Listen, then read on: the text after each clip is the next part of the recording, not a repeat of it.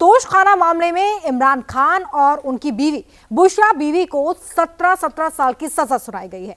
पाकिस्तान में मुनीर अपने एक एक दुश्मन को रास्ते से हटा रहा है। जिसने भी मुनीर का विरोध किया उसकी किस्मत में जेल लिख दिया गया। जिस मामले में आखिरी बहस अभी बाकी थी उस पर पहले ही फैसला आ गया। क्या है तोशखाना विवाद जिस मामले में इमरान को सजा सुनाई गई है, इसकी एक एक डिटेल इस रिपोर्ट में। तोशाखाना केस का फैसला, इमरान को 17 साल की सजा। शफाफ चली के तमाम तर दावे आज ज़मीन बोस हो गए। नाज़रीन कराम, पाकिस्तान के साबिक़ वज़ीर-ए-आज़म इमरान खान और इनकी अहलिया बुशरा बीबी को तोशाखाना केस 2 में आज अदालत ने 17 साल मजमूई तौर पर कैद की सज़ा और 1 करोड़ 64 लाख रुपए जुर्माने की सज़ा सुना दी है। आसिम मुनीर का फरमान, जिंदगी भर जेल में रहेंगे इमरान। उन्होंने जो भी फैसला सुनाया है वो फैसला मुल्ज़िमान की गैर मौजूदगी में सुनाया और उनके वकला की भी गैर मौजूदगी में ये फैसला सुनाया। सो आज का दिन तो जज साहब ने सिर्फ दलाइल मुकम्मल करके फुल स्टॉप लगा के उन दलाइल के ऊपर डिलिबरेशंस करके अपना फैसला सुनाना था, मगर वो आज अपना फैसला साथ लिख कर लाए हुए थे। इमरान खान का तोशाखाना, 16 करोड़ 40 लाख का जुर्माना। नाज़रीन, अदालत की जानिब से, जज साहब की जानिब से जो फैसला सादिर फरमाया गया है उस फैसले के मुताबिक एक सेक्शन में इमरान खान और बुशरा बीबी साहबा को 10-10 साल की सजा सुनाई गई है, जबकि पीपीसी के एक और सेक्शन में इमरान खान और बुशरा बीबी साहबा को 7-7 साल की सजा सुनाई गई है। यानी इमरान खान और बुशरा बीबी साहबा को मजमूई तौर पे 17 साल की सजा। इमरान खान पर 100 से ज्यादा केस हैं। भ्रष्टाचार के मामले में उन्हें 14 साल की सजा सुनाई जा चुकी है। वे अगस्त 2023 से जेल में बंद हैं। अब तोशाखाना मामले में भी उन्हें 17 साल की सजा सुना दी गई है। ये सब कुछ आसिम मुनीर के इशारे पर हो रहा है। पाकिस्तान का फील्ड मार्शल अपने एक एक दुश्मन को रास्ते से हटाता जा रहा है। ऐसी कोई गुंजाइश नहीं छोड़ रहा कि उसे किसी भी तरह की कोई मुश्किल हो। 16 अक्टूबर को जब फाजिल जज साहब शाहरुख अर्जुमन साहब ने तमाम एविडेंस कंक्लूड होने के बाद केस को एडजर्न किया, तो केस को एडजर्न किया फॉर रिबटल ऑफ आर्ग्यूमेंट्स, यानी कि सरकार की जानिब से कुछ बकाया जो दलाइल थे उनके लिए ये आज की तारीख रखी गई। और आज की तारीख में सिर्फ दलाइल मुकम्मल होने थे, ना कि आज के दिन में फैसला सुनाया जाना था। आज 9:05 पे जज साहब अंदर चले जाते हैं। एक्स्ट्राऑर्डिनरी हम सिक्योरिटी बार सेंस भी करते हैं, नाके भी सेंस करते हैं। फैमिली मेंबर्स को भी अंदर नहीं जाने दिया, पहुंचने दिया। सो वहीं से वो जैसे कहते हैं माथा ठनका के अंदर कोई ना कोई दोबारा वही कार्रवाई हो रही है जो साइफर में हुई, जो इद्दत निकाह में हुई, जो तोशाखाना 1 में हुई, जो फॉरेन फंडिंग में हुई, जो 9 मई के केसेस में होता आया आज दिन तक। सो वही पैटर्न है। पैटर्न हमारे लिए कोई नया नहीं है। भ्रष्टाचार के एक बड़े मामले में पूर्व प्रधानमंत्री इमरान खान और उनकी पत्नी बुशरा बीवी को करारा झटका लगा है और विशेष अदालत ने तोशाखाना 2 भ्रष्टाचार मामले में दोनों को 17 साल की सजा सुनाई है।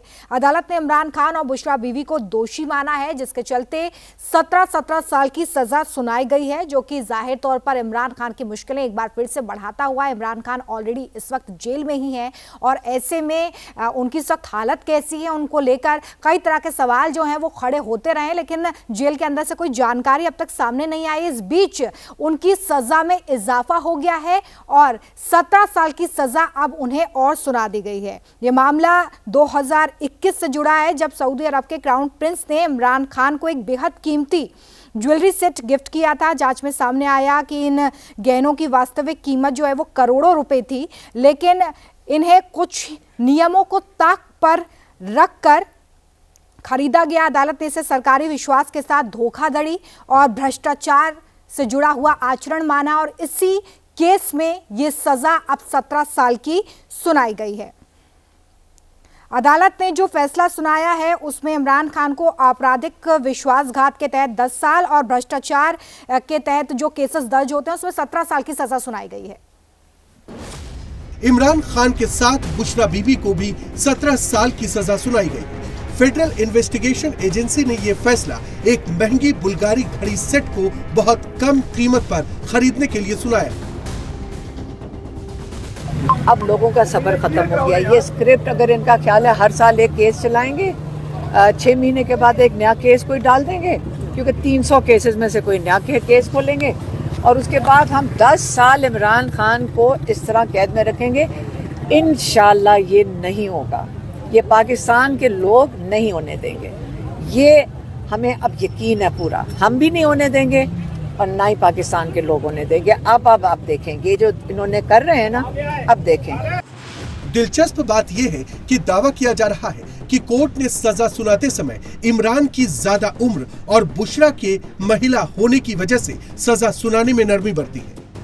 कि जज शाहरुख अर्जुमंद ने अपने फैसले में ये बात लिखी है कि इमरान खान साहब और इनकी अहलिया ज़्यादा सज़ा के मुस्तहिक बनते थे, अलबत्ता इनके साथ बुज़ुर्ग होने के नाते कम तर सज़ा के ऊपर इनके साथ रियायत की गई है, क्योंकि इमरान खान साहब उम्र में बुज़ुर्ग हैं और इनकी अहलिया औरत होने के नाते इनके साथ रियायत की गई है, वरना सज़ा इससे ज़्यादा बनती थी। इससे ये साबित होता है कि अगर आप दावे जितने बड़े करते हैं, आपको किरदार में भी उतना ही मजबूत होना चाहिए। अब आपको बताते हैं कि तोशा खाना विवाद है क्या, जिस मामले में इमरान खान और बुशरा बीबी को सजा सुनाई गई।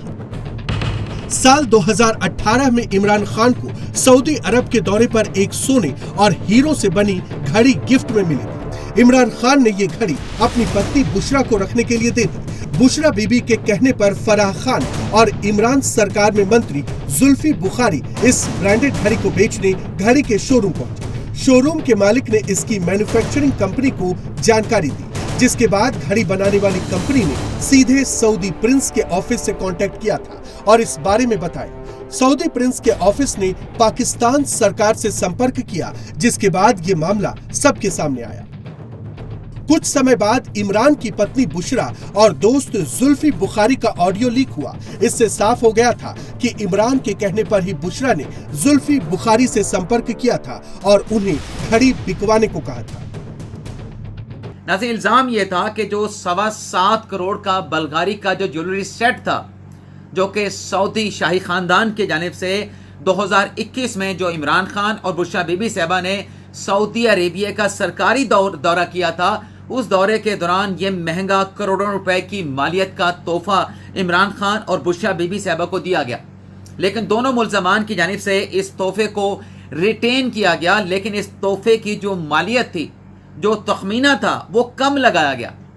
यानी प्रोसिक्यूशन का केस था कि ये 7 करोड़ से जायद का गिफ्ट था, लेकिन मार्केट से इसकी वैल्यू सिर्फ 59 लाख लगवाए गए, यानी 59 लाख रुपए इस तोहफे की मालियत लगवा के उसका सिर्फ 50% जो है वो तोशा खाना के अकाउंट में जमा करा के, यानी कोई 29-29.5 लाख रुपए जमा करा के ये 7.25 करोड़ रुपए का जो तोहफा था, उसे इमरान खान और बुशरा बीबी साहबा ने अपने पास रख लिया।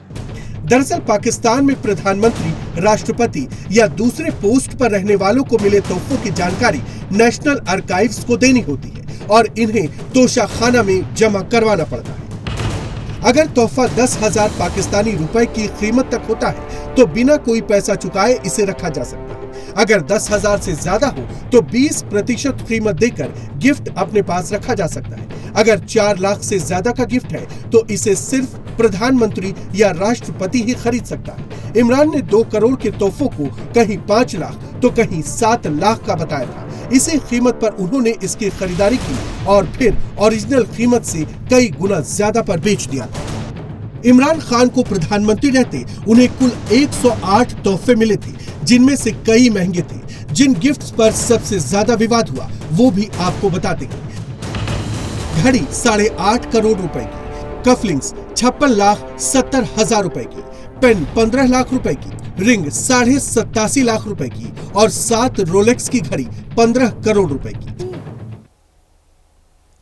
पाकिस्तान में मुनीर इमरान खान को एक के बाद एक मामले में सजा करा रहे हैं, तो बांग्लादेश में मुनीर के इशारे पर एंटी इंडिया मूवमेंट चलाया जा रहा है।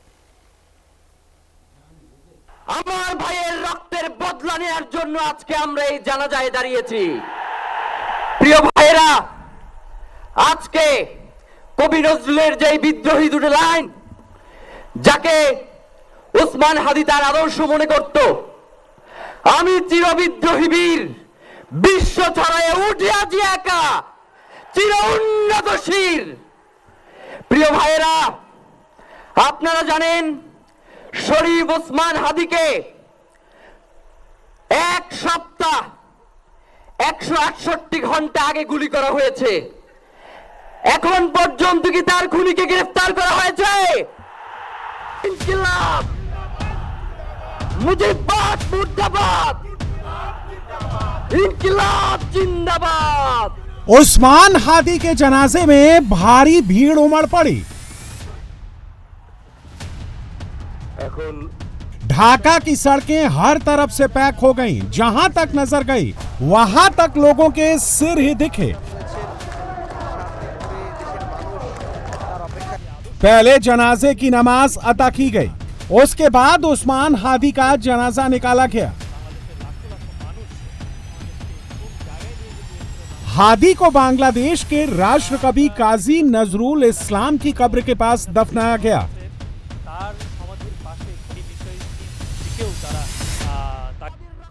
हादी को सुपुर्दे खाक करने से पहले स्टेज सजा, कट्टरपंथी नेता जमा हुए। यूनुस सरकार पर सवाल उठाए गए। कट्टरपंथियों के निशाने पर इंडिया भी रहा। কিন্তু আপনাদের কাছে আমি এই ঋণ কোনদিন আমি ছাড়ব না। আমার ভাই শরীফ ওসমান হাদির বিচার যেন প্রকাশ্যে এই বাংলার জমিনে আমরা দেখতে পারি। ভাইরা আমার 7-8 দিন হলো এখনো পর্যন্ত আমরা কিছুই করতে পারলাম না। और ये सब जब हो रहा था उस वक्त मोहम्मद यूनुस भी मंच पर मौजूद थे। पहले से पुलिस को इनपुट था कि हादी के जनाजे में भारी भीड़ उमड़ेगी, इस दौरान हिंसा ना हो, इसलिए सुरक्षा के कड़े इंतजाम किए गए थे। बांग्लादेश में पिछले 3 दिनों से लगातार हिंसा जारी है। बांग्लादेश की सड़कों पर जिहादियों ने कब्जा कर लिया है। बांग्लादेश की यूनुस सरकार भी वही कर रही है जो जिहादी चाहते हैं।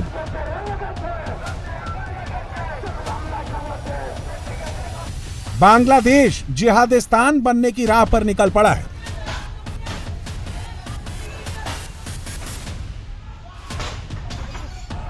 सड़क पर तांडव मचा है, हिंदुओं को टारगेट किया गया है।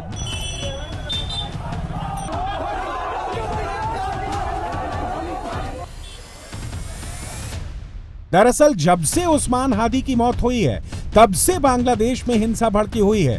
18 दिसंबर को अखबारों के दफ्तर जलाए गए, हिंदू दीपू दास को जिंदा जलाया गया, पूर्व प्रधानमंत्री शेख हसीना के घर में आग लगा दी गई। तो कल जब हादी का शव सिंगापुर से बांग्लादेश लाया गया तो फिर हिंसा भड़की। उदीची शिल्पी गोष्ठी की बिल्डिंग को आग के हवाले कर दिया गया। बांग्लादेश में भारत विरोधी एजेंडा चलाया जा रहा है। भारत के खिलाफ युवाओं को भड़काया जा रहा है। भारत के खिलाफ युवाओं को शपथ दिलाई जा रही है। भारत के खिलाफ सरेआम शपथ दिलाई गई। শপথ করছি যে আমরা আজ এই সর্বদলীয় প্রতিরোধ সমাবেশ থেকে মহান সৃষ্টিকর্তার নামে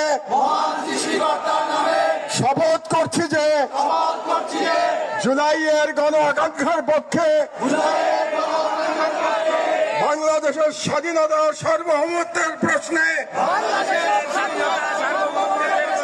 আমরা সকল দলমত নির্বিশেষে ঐক্যবদ্ধ থাকব। দেশের গণতন্ত্র, মানুষের অধিকার ও জাতীয় স্বার্থের বিরুদ্ধে যে কোনো দমনমূলক ফ্যাসিবাদী ও পরাধীনতামূলক রাজনীতির বিরুদ্ধে প্রতিরোধ করে তুলব। ভারতীয় আধিপত্যের তবলার জনবিরোধী ও রাষ্ট্রের স্বার্থ বিরোধী শক্তি,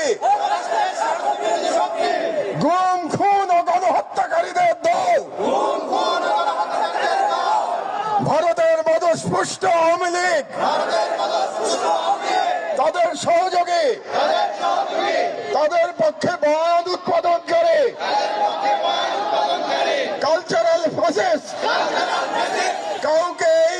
দেশে অপরাজনীতি করতে দেব না। बांग्लादेश में सिर्फ भारत के खिलाफ लोगों को भड़काया ही नहीं जा रहा है, बल्कि हिंदुओं को टॉर्चर भी किया जा रहा है, हिंदुओं को जिंदा जलाया जा रहा है, हिंदुओं को सरेआम पीटा जा रहा है, भारतीय उच्चायोग के दफ्तरों पर हमला किया जा रहा है। लेकिन यूनुस सरकार चुप है। यूनुस की पुलिस ने जिहादियों के सामने सरेंडर कर रखा है।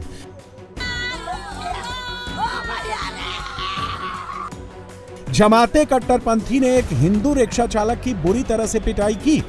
घटना झेनाइदा इलाके की है, जहां रिक्शा चालक को पीटा गया। इस पिटाई का वीडियो भी सामने आया है, जिसमें कुछ लोग एक युवक को पीट रहे हैं। मौके पर सेना और पुलिस के जवान भी मौजूद हैं। बावजूद इसके कट्टरपंथी उसे खींच रहे हैं। वहीं पुलिस वाले हिंदू युवक को पकड़े हुए हैं। इसके बाद पुलिस वाले हिंदू युवक को पकड़कर ले जाते दिख रहे हैं। इस दौरान भी कट्टरपंथी उस पर हमला करते हुए दिख रहे हैं।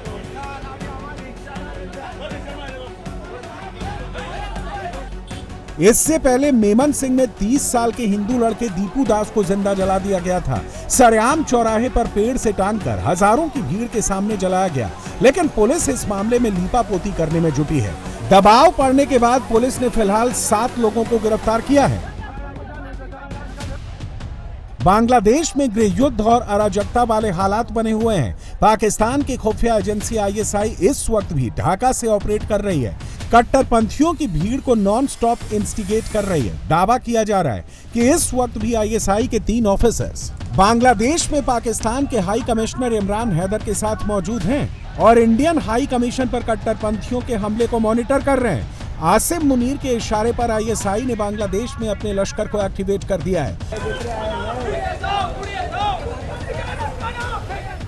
बांग्लादेश के कोने कोने में कट्टरपंथियों की ये भीड़ खुद ब खुद नहीं आई।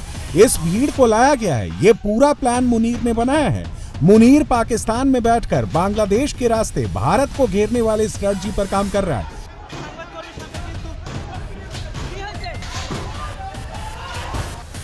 बांग्लादेश में पूरी तरह भीड़ तंत्र चल रहा है। पहली बात तो ये कि ये संवैधानिक सरकार नहीं है, ये एक अवैध सरकार है और इन्हें चुनाव कराने का भी कोई अधिकार नहीं है।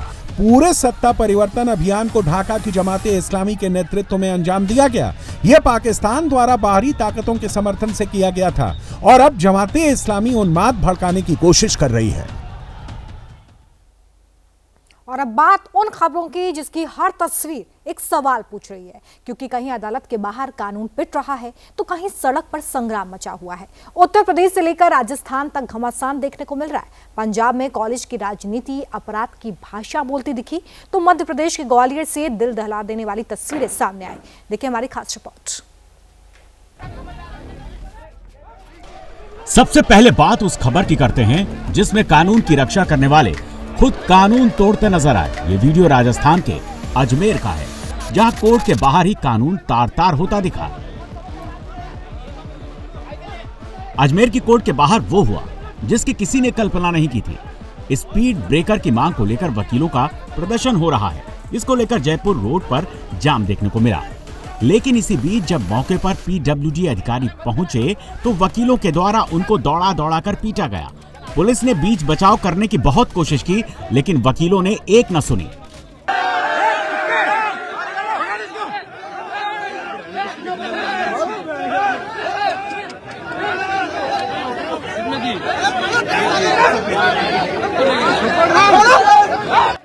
हालात इतने बिगड़े कि अधिकारी को कोर्ट के अंदर तक घुसकर पीटा गया।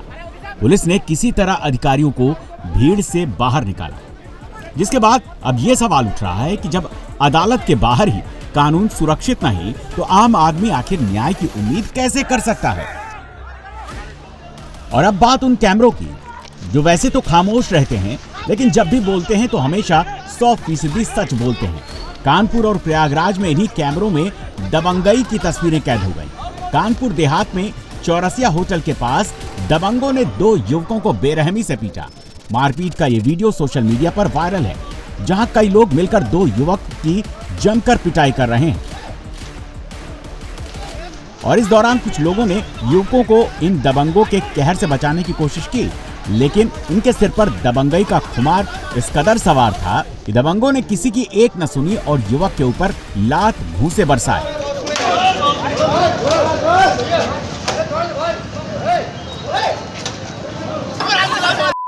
पहले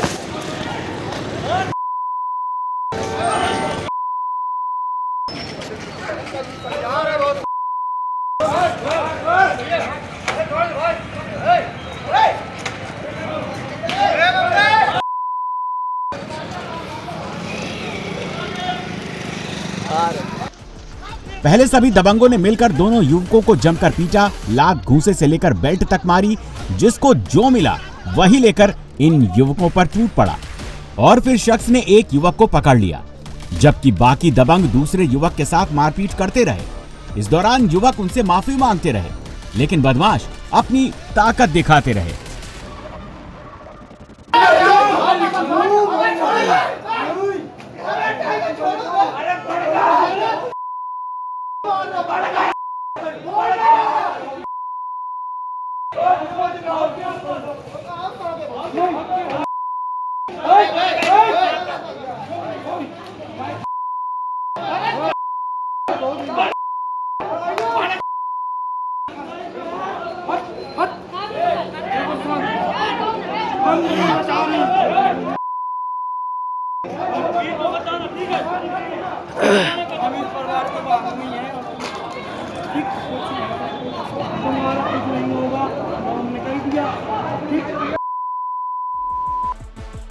कानपुर के साथ प्रयागराज में भी दबंगई को दर्शाती हुई तस्वीरें सामने आई, जहां प्रयागराज के झूसी इलाके में एक युवक के साथ जमकर मारपीट की गई। ये सारी तस्वीरें पास के सीसीटीवी कैमरे में कैद हो गई।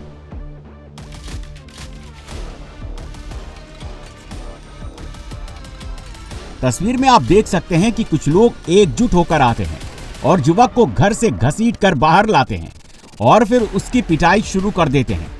दरअसल इन लोगों के बीच पैसों के लेन देन का कोई पुराना हिसाब बाकी था, जिसको लेकर इन दबंगों ने युवक को सड़क पर जमकर पटक पटक कर लात घूंसे मारना शुरू कर दिया।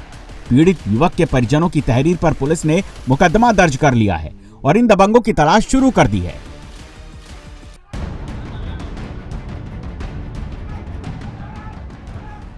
वहीं बदायूं में जब सराफा दुकान में हथियारबंद बदमाशों ने लूट की कोशिश की, जनता ही जज बन बैठी और फिर इन बदमाशों की ऐसी खातिरदारी की गई जिसे ये जिंदगी भर याद रखेंगे।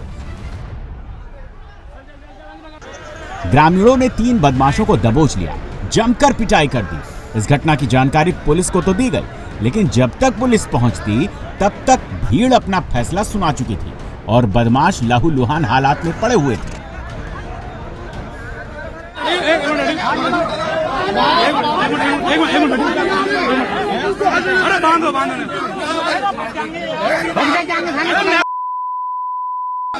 अरे बोला ए रस्सी ला, अरे रस्सी मार, रस्सी ला, अरे मार दे गोली, रस्सी ला, रस्सी दोनों तमंचा छीनिए, रस्सी कहाँ है रस्सी।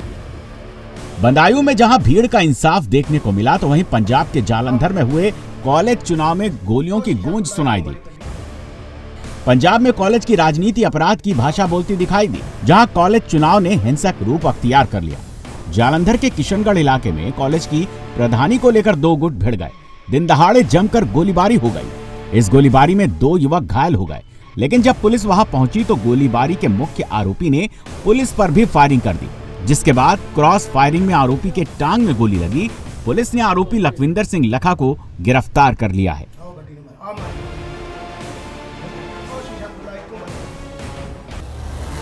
इधर उन्नाव में एक ई रिक्शा चालक के लिए रफ्तार जल्लाद बन गई, जहां एक पल की गलती की सजा एक शख्स को अपनी जान देकर चुकानी पड़ी। इस दर्दनाक हादसे का वीडियो भी सामने आया, जिसमें आप देख सकते हैं ई रिक्शा चालक जैसे ही रोड क्रॉस करने के लिए आगे बढ़ता है, तभी एक तेज रफ्तार से आता कंटेनर उसे टक्कर मार देता है। उसके बाद रिक्शा चालक को रौंदता हुआ वहां से फरार हो जाता है। इस हादसे में ई रिक्शा चालक की मौके पर मौत हो गई, जिसकी पहचान 45 साल के दशरथ लोध के रूप में हुई। अब पुलिस इस सीसीटीवी के आधार पर कंटेनर चालक की तलाश में जुट गई है। ग्वालियर में एक दिल दहला देने वाला वीडियो सामने आया, जहां घर के बाहर बैठे एक बुजुर्ग के ऊपर अचानक एक डंपर पलट जाता है। जो दर्दनाक घटना जलालपुर रोड पर अर्नव ग्रीन सिटी की है, जहां बुजुर्ग घर के बाहर धूप ले रहा था, लेकिन तभी वहां गिट्टी से भरा एक डंपर आता है और अचानक बुजुर्ग के ऊपर पलट जाता है। इस भीषण हादसे के बाद चीख पुकार मच गई। डंपर का एक और दिल दहला देने वाला वीडियो कानपुर से आया है, जहां डंपर ने एक युवक को रौंद दिया। ये खौफनाक तस्वीरें वहां लगे सीसीटीवी कैमरे में कैद हो गई। सीसीटीवी फुटेज में साफ दिख रहा है कि युवक लड़खड़ाते हुए जाम में खड़े डंपर पर चढ़ने की कोशिश कर रहा है, लेकिन तभी उसका पैर फिसल जाता है। वो डंपर के पहिए के नीचे आ जाता है। डंपर इसके बाद भी आगे बढ़ता रहता है और युवक करीब 70 मीटर तक घिसकता चला गया। इसके चलते युवक की मौके पर ही दर्दनाक मौत हो गई। इधर चंद्रपुर में चोरी का खुला खेल देखने को मिला, जहां एक मोबाइल शॉप में चोरों ने सिर्फ 6 मिनट में 10 लाख की चोरी की और फिर बड़ी आसानी से फरार हो गए। लेकिन उनकी ये हरकत दुकान में लगे सीसीटीवी कैमरे में कैद हो गई। चोरों ने लोहे की रॉड से दुकान का शटर काटकर कांच का दरवाजा तोड़ा, फिर दुकान के अंदर घुसकर महंगे ब्रांड के मोबाइल चोरी करके हवा हो गए।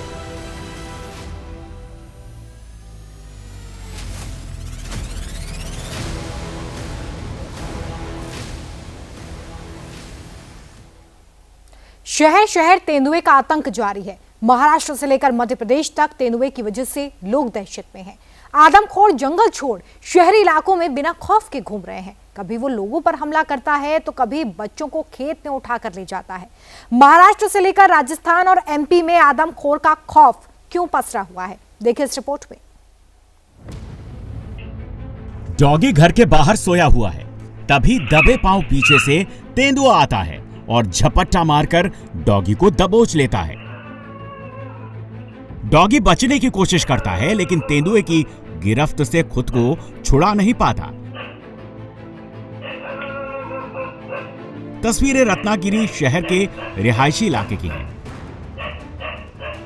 रत्नागिरी में जिस जगह तेंदुआ दिखा, वो इलाका चारों तरफ जंगल से घिरा हुआ है। तेंदुआ दिखने से स्थानीय लोगों में डर का माहौल है। खतरे को देखते हुए लोगों ने वन विभाग से जल्द एक्शन लेने और इलाके में सुरक्षा व्यवस्था मजबूत करने की मांग की है। आदमखोर तेंदुए की यह तस्वीर महाराष्ट्र के गढ़चिरौली की है। यहां तेंदुआ जंगल से बाहर रिहायशी इलाके में नजर आने लगे हैं। पहले तेंदुए ने देउल गांव में एक शख्स की जान ले ली। इसके बाद कुरखेड़ा में एक युवक पर हमला किया। अब कोरची घाट और कोटगुल इलाके में तेंदुए की मौजूदगी से पूरे इलाके में दहशत का माहौल है। हालात ऐसे हो गए हैं कि ग्रामीण दिन में भी अकेले निकलने से डरने लगे हैं। कब और कहां तेंदुआ हमला कर दे, ये किसी को नहीं पता। तस्वीरों में देखिए कैसे कोरची घाट पर सड़क किनारे तेंदुआ बैठा हुआ नजर आ रहा है। आदमखोर काफी देर तक उसी जगह बैठा रहा, जिससे राहगीरों और ग्रामीणों में डर और बढ़ गया। तेंदुआ एक इमारत से दूसरे इमारत पर छलांग लगा रहा है।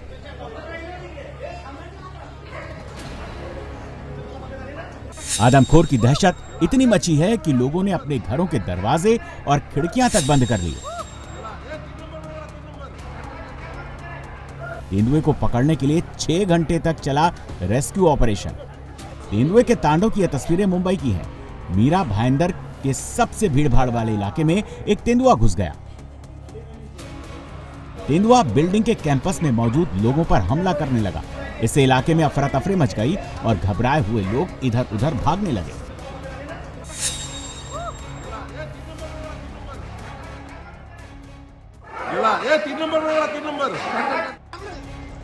तेंदुए का शिकार भी एक महिला हो गई। कुछ लोग इस महिला को खिड़की से बाहर निकालते हुए नजर आए। एक महिला बेहोशी की हालत में लहूलुहान नजर आई।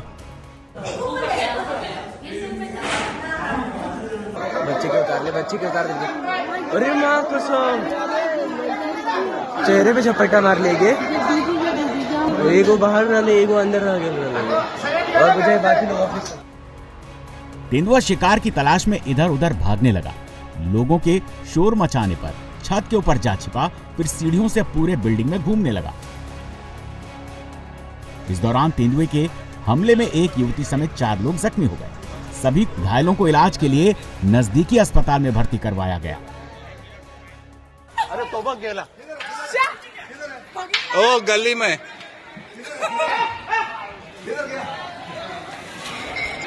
केवड़ा है, मोटा है। लेकिन इस बीच कुछ स्थानीय लोगों ने हिम्मत दिखाई और तेंदुए को एक कमरे में बंद कर दिया। सूचना मिलते ही म्युनिसिपल कॉर्पोरेशन, फायर ब्रिगेड और वन विभाग की टीम सोसाइटी में पहुंची। सबसे पहले फायर ब्रिगेड और वन विभाग की टीम ने घर में फंसे हुए लोगों को बाहर निकाला। करीब 6 घंटे की मशक्कत के बाद तेंदुए पर काबू पाया जा सका। जब वन विभाग की टीम ने सुनिश्चित कर लिया कि तेंदुआ बेहोश हो गया है, उसके बाद उसे भारी भीड़ के बीच बाहर लाया गया और पिंजरे में रखकर उसे इलाज के लिए संजय गांधी नेशनल पार्क ले जाया गया। महाराष्ट्र के 5 से 6 जिले में तेंदुए का खौफ देखने को मिल रहा है। आंकड़ों के मुताबिक महाराष्ट्र में बाघों और तेंदुए के हमले में औसतन हर हफ्ते 1 मौत हो रही है, जबकि 12 लोग घायल हो रहे हैं। पिछले 3 साल में बाघ और तेंदुए के हमले में 245 लोग अपनी जान गंवा चुके हैं, जबकि पशुओं की मौत का आंकड़ा 17,000 के करीब है। तेंदुए का खौफ सिर्फ महाराष्ट्र में नहीं है, यूपी, राजस्थान, मध्य प्रदेश में भी आदमखोर दहशत की वजह बना हुआ है। ये तस्वीरें जबलपुर के जीसीएफ एस्टेट के विद्यानगर कॉलोनी की हैं। जबलपुर में जीसीएफ फैक्ट्री के सीसीटीवी में एक तेंदुआ नजर आ रहा है। फैक्ट्री का इलाका चारों ओर जंगल से घिरा हुआ है, इस वजह से यहाँ बड़ी तादाद में तेंदुए मौजूद हैं। जीसीएफ फैक्ट्री ने तेंदुए का ये वीडियो वन विभाग के साथ शेयर किया है, जिसके बाद वन विभाग की टीम यहां रह रहे लोगों को सावधानी बरतने की अपील कर रही है।